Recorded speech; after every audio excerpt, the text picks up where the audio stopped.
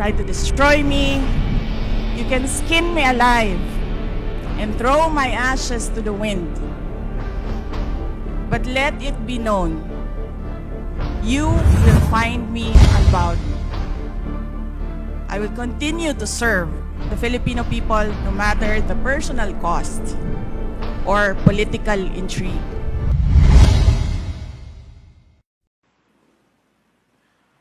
Session resumes.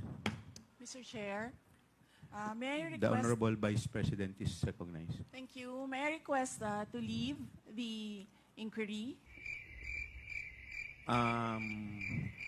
Ma'am, pwede naman po, considering na hindi naman din po kayo naka-oath and alam naman po namin, marami rin po kayong ginagawa.